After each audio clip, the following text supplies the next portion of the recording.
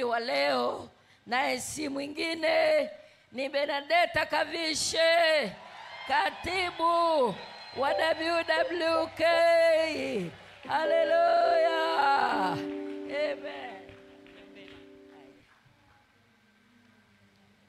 Naomba tuombe. Baba yetu na Mungu wetu, katika jina la Yesu tunakushukuru tena Bwana kwa saa hii. Yuko mtumishi wako Bwana ambaye umemwandaa kwa ajili ya kulisha kundi hili. Ninamkabidhi katika uweza wako Bwana. Roho wako Mtakatifu akamtumie sawa sawa na mapenzi yako. Akalinene neno lako kwa ujasiri mkubwa. Na neno hili Bwana likatoke kama moto, likaingie ndani ya moyo wa kila mmoja, kuponya, kuokoa, kuuhisha na kutengeneza palipoharibika. Asante Bwana Yesu kwamba unamtumia sasa, katika jina la Baba na Mwana na Roho Mtakatifu. Amen. Piga makofi.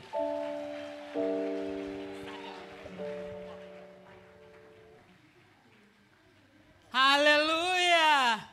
Haleluya. Haleluya. Naomba tuketi sasa. Bwana Yesu asifiwe. Naomba nianze na itifaki ya madhabahu alafu nitaendelea. Naomba nimshukuru mchungaji wetu kiongozi pamoja na wachungaji wasaidizi pamoja na baraza la wazee kwa ajili ya kukubali na kunipa nafasi ya kuhudumu madhabahuni. Namshukuru pia mshauri wetu Mrs. Jeshment Swai, maka ndio tunafanya naye kazi bega kwa bega kama secretariat. Pia niwashukuru viongozi wangu wa idara. Mimi ni mtu wa safari nyingi sana, lakini wameniombea mno. Baada ya maneno hayo, mimi nimeolewa, ni mke wa mume mmoja. Mume wangu yule pale anaitwa Emmanuel John Kavishe. Yeye amefunga na kuomba, naona kuliko hata mimi mwenyewe mhubiri. Mungu ametujalia kuwa na watoto wawili, Blessed na Elviki. Lakini pia nishukue nafasi hii nimshukuru, kuna watu niko nao ofisini, mmoja alijua, dada yangu ofisini alijua kama nahubiri, nikamkaribisha, anaitwa Remifai Mwakasege. Remifai Mwakasege, mimi ni bosi wake, lakini yeye pia ni dada yangu. Asante kwa kuja Remifai. Asante. Baada ya maneno hayo, nimshukuru mdogo wangu ambaye niko naye nyumbani, mara nyingi nasafiri, zaidi ya miaka 10 niko naye, anaitwa Rehema Jumanne. Rehema, asante sana kwa support yako. Mungu akubariki. Baada ya maneno hayo sasa ya kushukuru na itifaki ya madhabahu, niende moja kwa moja kwenye maneno ya Mungu. Nitasoma andiko alafu Esther Mideke utakuwa unajiandaa kuja kwa lile ambalo tumekubaliana. Somo linasema, kwa nini sisi tuliokolewa tumpe Mungu utukufu? Kwa nini sisi tuliokolewa tumpe Mungu utukufu? Esther tafadhali, Mideke. Asante. Tutasimama halafu tutatumia muda mzuri. Roho Mtakatifu upo enzini tangu mwanzo wa ibada, kwa usiwe na wasiwasi na muda. Roho Mtakatifu mwenyewe anakwenda kutuhudumia. Asante sana. Fungua moyo wako. Bwana anakwenda kusema nasi mmoja mmoja kuanzia mimi mwenyewe madhabahuni. Esther tafadhali. Wakati tunakuabudu, mwambie Bwana tunakuabudu kwa ajili ya utukufu wake. Mtakatifu. Achia moyo wako, mwambie Bwana. Naomba tusimame. Wa mataifa, sifa ni zake peke yake. Sifa ni zako. Tunakuabudu. Sahau kila kitu. Mungu mtakatifu. Sahau maumivu. Mfalme wa mataifa. Sahau kilio. Sifa ni zako Baba. Tunakuabudu. Ewe Yesu mtakatifu. Mfalme wa mataifa. Sifa ni zako.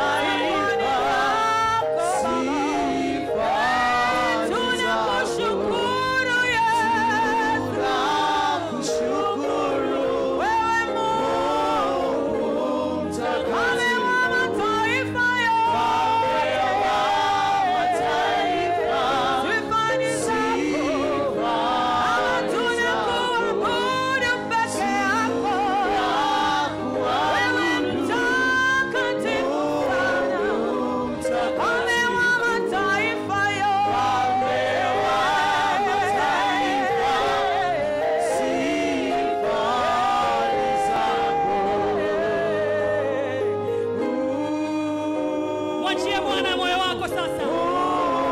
Anakwenda kutuhudumia mfalme wa mataifa. Yeye hajawahi kushindwa.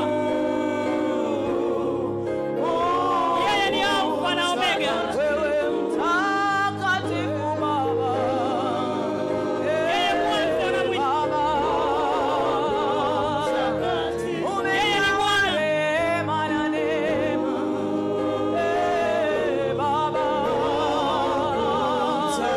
Umeketi mahali pa juu sana. Yes, yeye ni muumbaji wetu. Baba. Tunakuabudu Baba. Tunakuabudu Yesu. Mfalme wa mataifa yote. Sifani zako. Tunakuabudu Baba. Tunakuabudu Yesu. Mfalme wa mataifa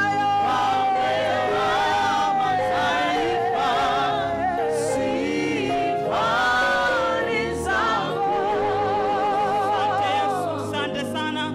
Naomba tuketi sasa. Narudia, asante praise team, asante Esther. Narudia somo, kwa nini sisi tuliokolewa tumpe Mungu utukufu. Andiko letu kama kauli mbiu mwaka huu 2025 kama wewekei mwenyekiti mwanzo alisema ni Mambo ya Nyakati wa kwanza sura ile ya 16 mstari wa 29. Wanawake, andiko linasemaje? Mpeni Bwana utukufu wa jina lake. Leteni sadaka mje mbele zake, muabuduni kwa uzuri wa utakatifu. Kwa Mungu wetu ni Mungu anayependa kuabudiwa, ni Mungu anayependa kurudishiwa utukufu. Nini basi maana ya utukufu? Kwenye kamusi neno la utukufu maana yake kwa Kiebrania tin, hod au kabod, ikimaanisha uzito. Kwa Kigiriki ni doxa, maana yake tathmini. Kwa Kiingereza ni glory. Glory imetokana na Kilatini gloria, maana yake yenye umaarufu. Kwa maana hiyo basi, kwa Kibiblia nini maana ya utukufu?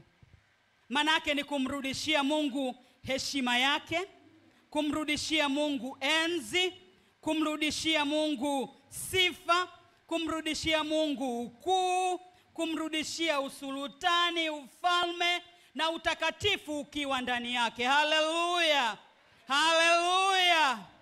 Wakati mwingine tunakaa wenyewe nyumbani tukiwaza na kurudishia Bwana utukufu, yamkini tukaongea kwa maneno tu, ndani isitoke. Mungu amekuwa mwema. Kwa nini sasa? Sababu za kumrudishia Mungu utukufu. Sababu ya kwanza, ndiye aliyetuumba. Kwa nini tumrudishie Mungu utukufu? Ndiye aliyetuumba. Ametuumbaje? Ametuumba kiajabu. Jinsi ulivyo, ametuumba kiajabu. Naomba tuangalie Mwanzo 1:27. Nitakuwa na msomaji wangu kiongozi mwenzangu Flora. Mwanzo 1:27 tafadhali. Sababu ya kwanza. Nimesema sehemu ya kwanza nini maana ya utukufu. Sehemu ya pili sasa sababu kwa nini tumpe Mungu utukufu. Sababu ya kwanza, ndiye aliyetuumba. Mwanzo 1:27.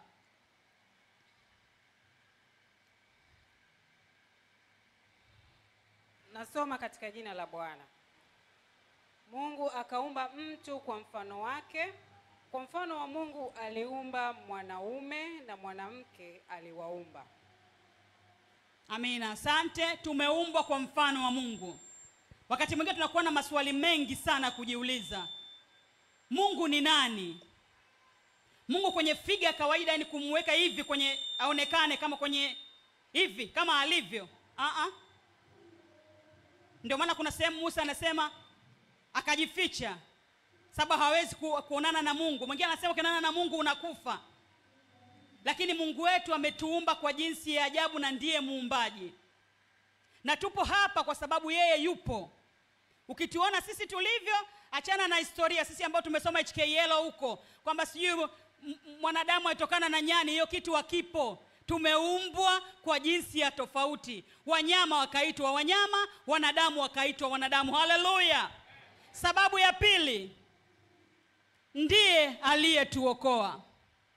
Kwa nini tunampa Mungu utukufu? Ndiye aliyetuokoa. Sisi ambao tulikuwa sio wa thamani, sisi ambao hatukupangwa kwa miongoni zile kabila bora kabisa, maana Waisraeli ndio walistahili, lakini Mungu akatustahilisha.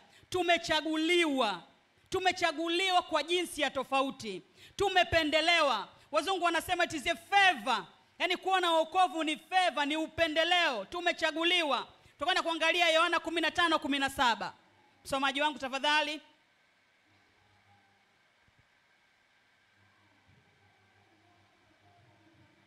5:17 nasoma katika jina la Bwana. Haya, na waamuru ninyi mpendane. Okay. Naona nimeweka andiko tofauti, lakini nafikiri nakumbuka kuchaguliwa Warumi 8:16 kwamba tumefanywa wana. Warumi 8:16, sababu ya pili tumeokolewa, ndiye aliyetuokoa. Warumi 8:16 nasoma kwa jina. Roho mwenyewe hushuhudia pamoja na roho zetu. Yes. Hivyo ya kuwa sisi tu watoto wa Mungu. Na ndivyo tulivyo. Amen. Haleluya. Bwana Yesu asifiwe.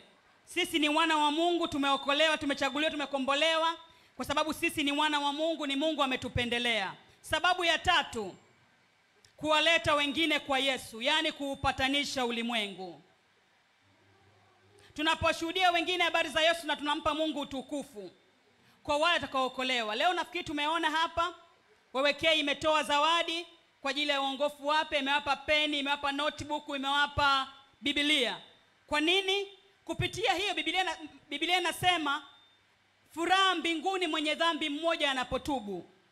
Pindi kulikuwa na furaha mbinguni, kwa nini? Utukufu unarudi kwake yeye ambaye ametuokoa. Yohana 3:16 inasema, ni andiko common sana, kwamba kwa maana jinsi hii Mungu aliupenda ulimwengu hata akamtoa mwanae pekee, ili kila mtu amwaminie asipotee bali awe na uzima wa milele. Pale chini inaendelea 17 inasema, amwaminie yeye hahukumiwi, ambaye hajamwamini amekwisha kuhukumiwa. Lakini kwenye Yohana 1:12 inasema, wote waliompokea aliwapa uwezo wa kufanyika wana wa Mungu. Haleluya. Tumepewa uwezo wa kufanyika wana wa Mungu. Sababu nyingine, nimesema ya tatu, tuko wote wapendwa, kuwaleta wengine kwa Yesu. Kwa tunaupatanisha ulimwengu. Lakini sababu hii ina vitu vingi. Mojawapo, njia. Unaweza kuhubiri kama kina Nyantamba pale, sio kina Kavishe, Kitoi uwanjani. Lakini kuna njia nyingine ya sadaka. Sadaka yako inatakiwa. Igizo lilipita hapa, mmoja akasema mimi siwezi kutoa. Wanatoa kina fulani. Lakini kwenye sadaka yako sasa, sababu mikutano mara zote ni gharama. Ukiuliza wanyama kopa pale ni karibia milioni 36 au 38. Kwa ni gharama. Chochote ambacho unacho wewe, hata kama ni kidogo, kwa ajili ya mkutano kitahitajika. Kwa njia mojawapo ni sadaka zetu. Sio sadaka kwa ajili ya injili tu inamrudishia Mungu utukufu, la asha. Hata kwa ajili ya ujenzi. Haleluya. Ameongea mchungaji kiongozi hapa kati anatuaga. Amesema kikosi kazi msikate tamaa, msirudishwe nyuma. Wachungaji na kadhalika kwa ajili ya ujenzi. Kwa nini? Moyo wake unatamani mwezi wa 12 sisi tuingie jengo jipya. Tukiingia jengo jipya wapendwa, inamrudishia Mungu utukufu. Semeni sijasikia amen. Kwa hiyo basi wakipakwa mafuta waliomaliza, na wewe tamani kumwambia Bwana, naomba na mimi niwemo kwa wale ambao wanamaliza ahadi zao. Hata ukiwa na 5,000, 20,000 itanunua msumari, hiyo ni sadaka. Usiseme yangu ndogo. Tunaenda tunasemaga wapo wenye nyingi, mzee Utembeka. Wapo wenye nyingi fulani. Hiyo sababu Mungu anaona moyo wako. Haleluya. Njia nyingine kupitia popo, sababu ile ya tatu, kuwaleta wengine kwa Yesu. Njia nyingine ni maombi. Uweze kwenda kushuhudia. Sawa. huwezi kutoa sadaka, sijui kama huwezi kweli, maana hata senti 5 ina maana. Basi njia nyingine ni magotini. Kuna mkesha Jumanne, kuna mkesha Ijumaa. Huwezi kabisa umebana nyumbani kwako, mwambie Mungu naombea watenda kazi shambani mwako. Bwana inua watenda kazi shambani mwako. Bwana tenda, tenda, tenda, tenda. Mungu anafanya na inamrudishia nini? Utukufu. Haleluya. Sababu ya 4, kumpa Roho Mtakatifu makao. Kumpa Roho Mtakatifu makao kunamrudishia Mungu utukufu. Wakorintho wa kwanza 3:16 mpaka 17.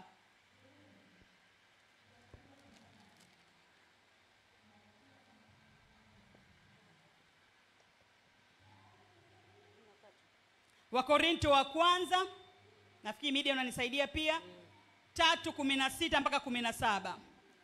Sababu ya 4 ni kumpa Roho Mtakatifu makao. Hamjui ya kuwa ninyi mmekuwa hekalu la Mungu, ya kuwa Roho wa Mungu anakaa ndani yenu? Kama mtu akiliharibu hekalu la Mungu, Mungu atamharibu mtu huyo. Kwa maana hekalu la Mungu ni takatifu, ambalo ndilo ninyi. Amina. Sisi ni hekalu la Roho Mtakatifu. Mgeukie mwenzako mwambie, wewe ni hekalu la Roho Mtakatifu. Asa Roho Mtakatifu ana kanuni zake. Wataalamu sana wanasema, mimi sio mtaalamu wa kihivyo, wachungaji ndio wana utaalamu huo. Wataalamu wanasema Roho Mtakatifu ni gentleman. Ni ndo ustaarabu au uungwana. Roho Mtakatifu ni muungwana. Usipomkaribisha hakaribii. Na kanuni moja ya Roho Mtakatifu, hakai sehemu chafu. Kwa nini hakai sehemu chafu? Ndio maana jina lake ni Roho Mtakatifu.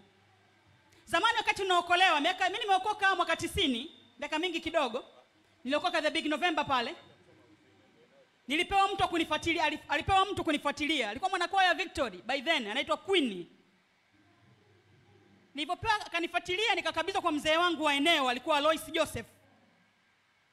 Halafu nikapewa kiongozi, nafikiri alikuwa Shemasi Semindu mkubwa. Mimi nilianza kuokoka. Tulikuwa wa Roma wazuri, najiandaa kwa ajili ya kipaimara. Akaja mama yangu, mama Mabusila. Siku hiyo tunakuja kanisani kuombea ujazo wa Roho Mtakatifu. Nikarudi nyumbani nikaanza kunena. Wale wanaomfahamu wa siku nyingi baba yangu marehemu mzee Mabusila. Baba akasikia habari hizi naye akaja. Kwa kupitia mimi akakoka mama Mabusila. Kwa nikisema mama Mabusila ni kondoo wangu ambaye ni mzee wa kanisa, msishangae. Kwa kupitia mimi akakoka mama yangu mama Mabusila, akakoka mzee Mabusila Joseph Griffin, akaokoka kaka yangu Noel marehemu, akaokoka mdogo wangu anaitwa Michael. Nimeokoka darasa la 7, najiandaa na kipaimara. Kitu kimoja tu, nilikuja kanisani nikafundishwa ujazo wa Roho Mtakatifu. Nikafundishwa utakatifu. Halafu tukaambiwa hivi, kuna siku mama Swaya alikuwa anatuita mabinti. Umuhimu wa kujitunza, umuhimu wa kusimama kwa Mungu. Mimi nikaishika. Zamani tulikuwa hatuna watu wale ambao ukimaliza mchungaji kuhubiri na kufuata. Yale si usikiliza. Unapata mtu kukutia moyo kuendelea na safari. Miaka hiyo tumekaa tukaenda kuhubiri injili. Kiela nikiwa na Solita Kitoi. Tumejichanga hela zetu tukaenda kuhubiri. Tukiwa mabinti tunaomba hapa mkesha. Kwa utakatifu unawezekana. Haleluya. Maka injili ya siku hizi ukisema utakatifu ni kama you know what? You are not familiar with the situation. Yani kama sio, yani you outdated. Yani sio injili yetu tena. Kwa nini? Watu tumepollute, tumechanganya mno maisha.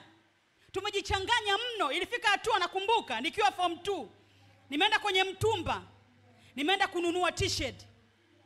Hiyo t-shirt ilikuwa na maandiko fulani ya Kiingereza. Nafikiri na Kiingereza changu sio kizuri sana. Mimi sikujua maana ile t-shirt. Na mpendwa mmoja kanifuata. Dada, hii t-shirt imeandikwa maneno sio, kwa usivae kanisani.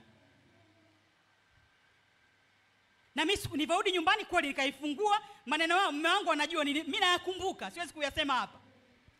Lakini Wakristo wa sasa hivi ukimuonya tu ukamwambia hii sio njia hii, inaitwa shake well before use. Yaani ukitingisha vibaya tu naondoka. Yaani vile kama kanisa, na najua tangazo limetoka hapa, mchungaji katuaga, kuna watu hawatakuwepo. Kwa nini? Wanakuja kwa sababu mchungaji swai. Asa utakatifu na kanuni yake, wapendwa. Mchungaji swai awepo, na tumeshamuombea na kwenda kupona. Haleluya. Mchungaji anasema kanuni moja, anasema yeye anapokea chochote cha madhabahu. Kwa nini? Madhabahu haijawahi kudanganya. Haleluya. Kwa sisi ni hekalu la Roho Mtakatifu. Roho Mtakatifu anahitaji makao kwako. Wanasema Roho Mtakatifu huwa yuko, anasema awe atumie kitu aingie kutenda. Haleluya. Kwa sisi ni hekalu la Roho Mtakatifu, tunapaswa kuwa watakatifu. Roho Mtakatifu anakaa ndani yetu. Sheria, kanuni, taratibu, miongozo. Mimi ni HR jamani. Kuna muda tumepewa sheria, kuna kanuni za kudumu za utumishi wa umma, kuna kanuni za utumishi wa umma, kuna miongozo, kuna nani sijui ya malalamiko, kila kitu, masijala, registry, wana register, wana sheria yao, National Archives. Lakini kuna muda mimi kama HR, kuna watu nimewaajiri umndani wapo, inafika hatua unabidi uapply humanity. Yaani sheria inakataa, kanuni inakataa. Mimi chumba changu, yule mkimuuliza pale, nakaa namba 33, inaitwa hospitali.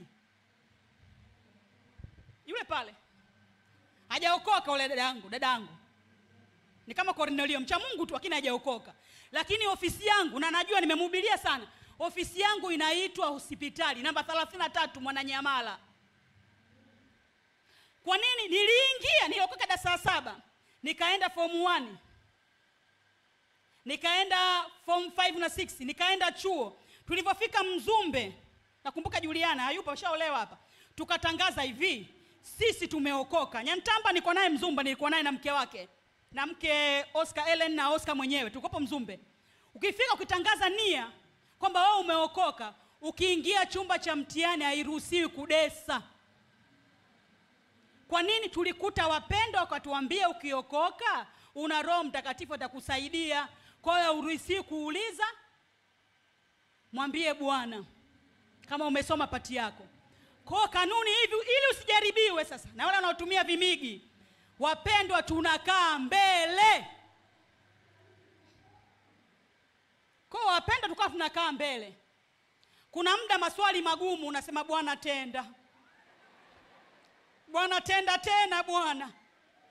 Na kuna muda wa kufeli, na ukiwa na Yesu unafeli. Lakini unajitia nguvu kwamba katika hii siiachi imani. Haleluya. Haleluya. Utakatifu unawezekana wapendwa. Kuishi maisha matakatifu yanawezekana. Mimi ni mtu wa safari sana, nasafiri. Miaka ile nakaa bungeni miezi 3 na kadhalika.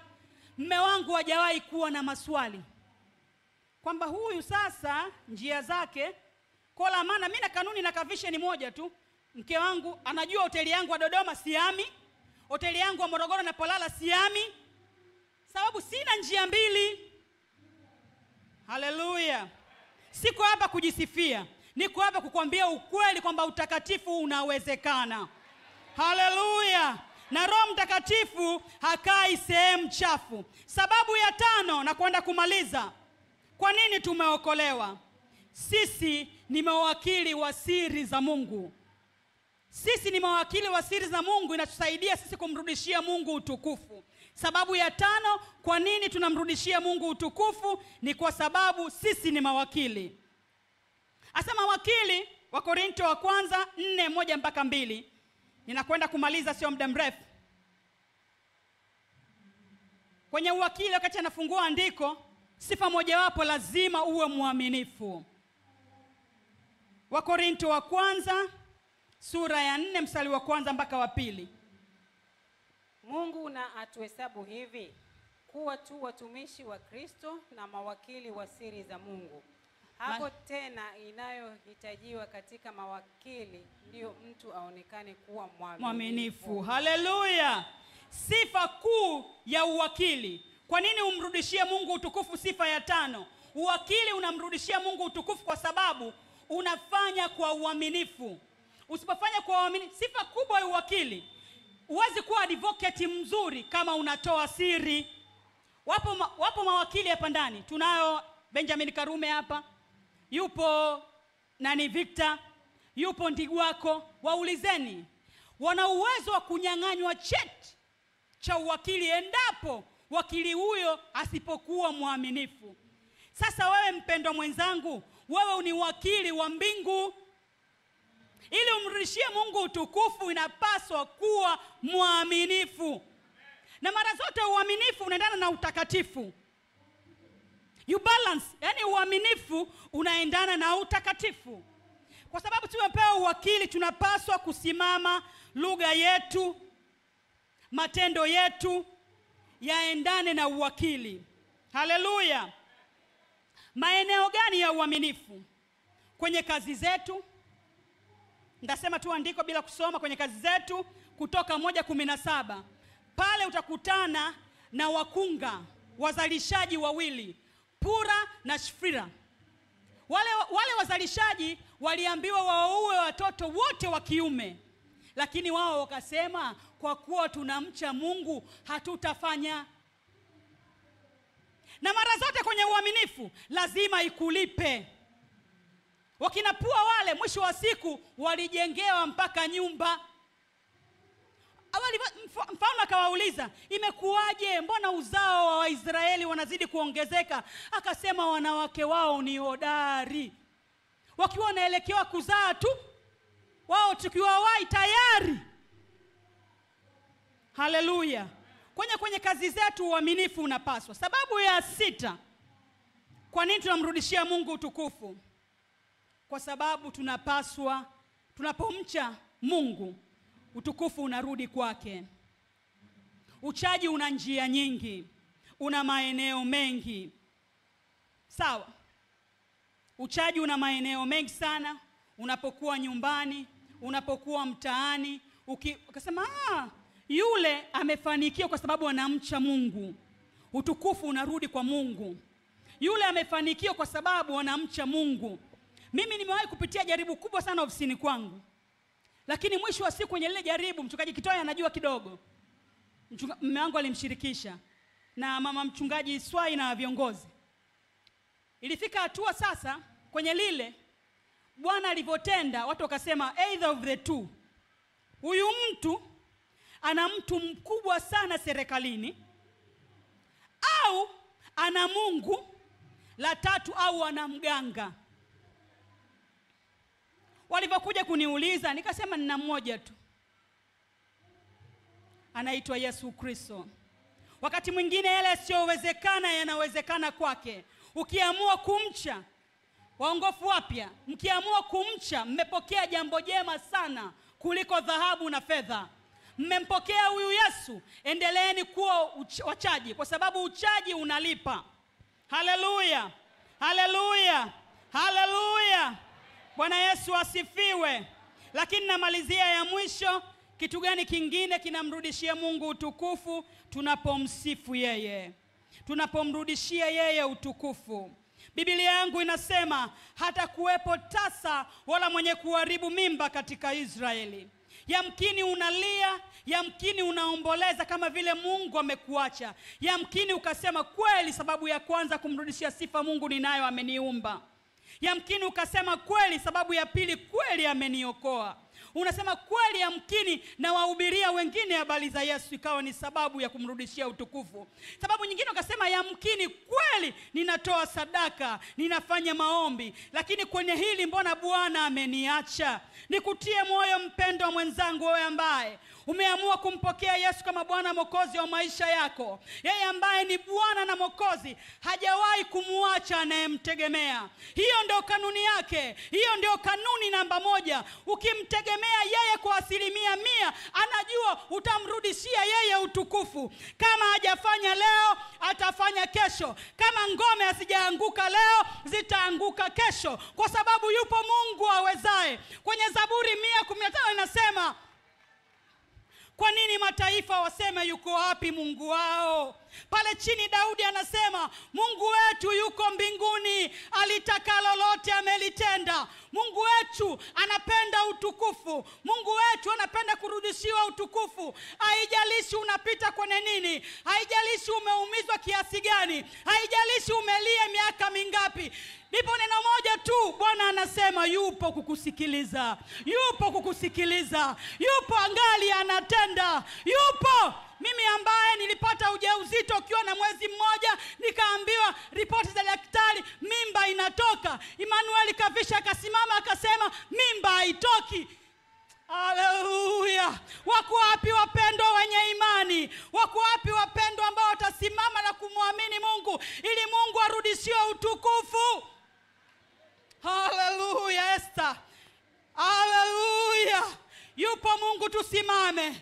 Yupo Mungu, lakini huyu Mungu hafanyi kama haujampa maisha yako. Kama uko mahali hapa bado hujampa Yesu maisha yako ili Mungu arudishiwe utukufu, ya kupasa umpokee yeye kwanza, afanyike Bwana na Mwokozi wa maisha yako. Yamkini umelia sana, njoo leo. Yamkini umeombewa sana hujapata mtoto, njoo leo. Yamkini umelia sana hujapata kazi, njoo mbele. Yupo Bwana ambaye tukimsifu ngome zinaanguka. Yupo Bwana ambaye tukimsifu kila jambo gumu linakuwa linawezekana kwake. Kama una shida jinsio, karibu mbele. Haleluya. Kati waimbaji wanaendelea. Haleluya. Wastahili. Bwana anastahili utukufu. Ukimrudishia yeye kupitia sifa, Mungu anapenda utukufu wake, asiguse mwingine.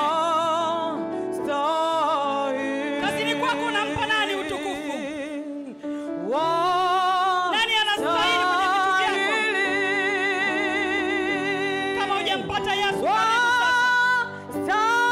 Njoo tuombe na wewe.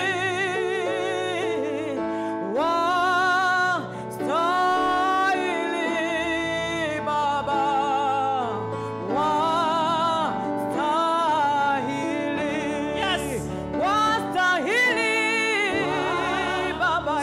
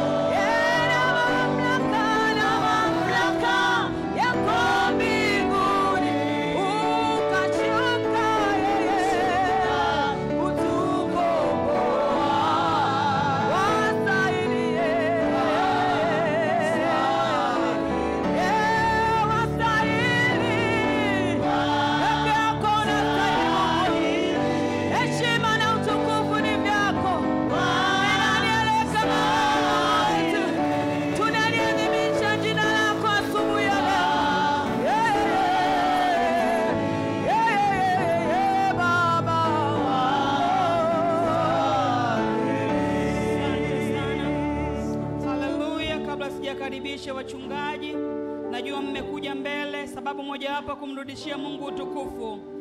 Sisi ni mabalozi, we are ambassadors. We are Christ ambassadors. Kwenye Wakorintho wa 2:5-20 inasema basi tu wajumbe wa Kristo kana kwamba Mungu anasihi kwa vinywa vyenu. Sasa tuko hapa kukupatanisha na Mungu ambao umekuja mara ya kwanza. Wewe ambao umekuja kuombea kwa ajili ya kumpokea Yesu, naomba mkono wako juu kwanza. Haleluya, kama uko hapa, asante, mikono yao hapo. Nimefurahi na dada yangu na Mifaya ameokoka leo. Asante sana.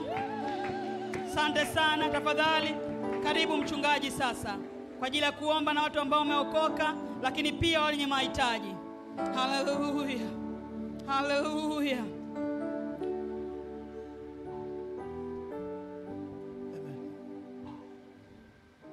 Wewe ambaye umekuja kuokoka kwa mara ya kwanza, nifuatishe maneno haya.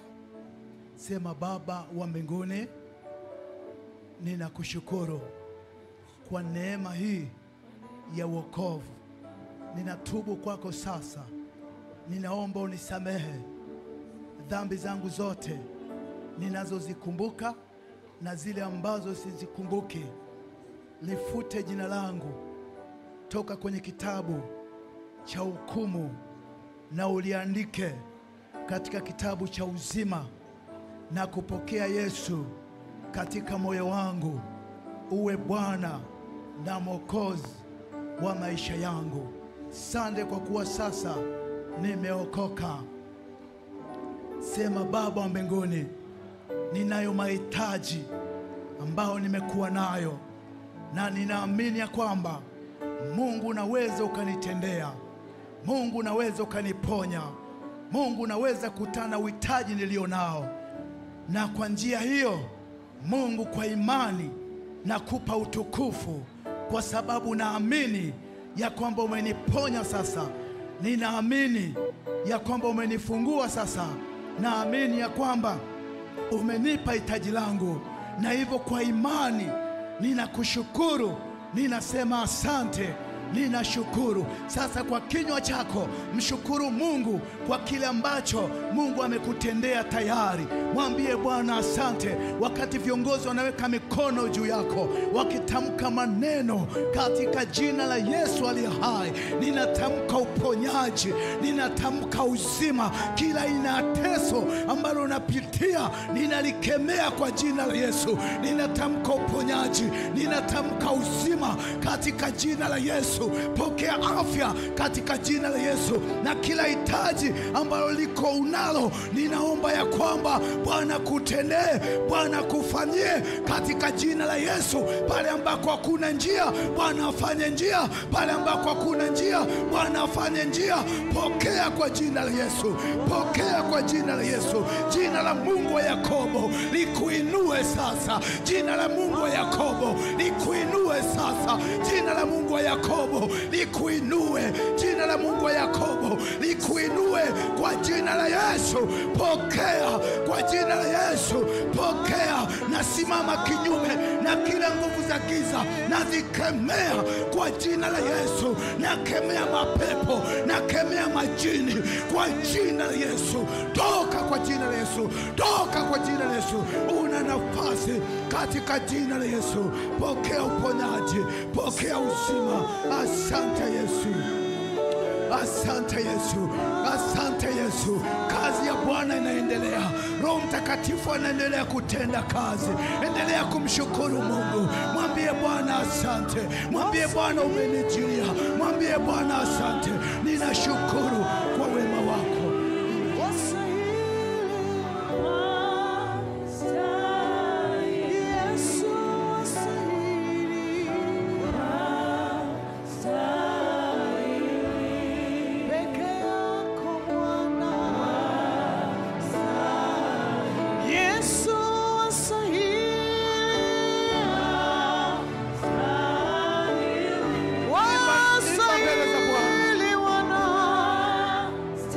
Wakati unarudi ukaketi pale,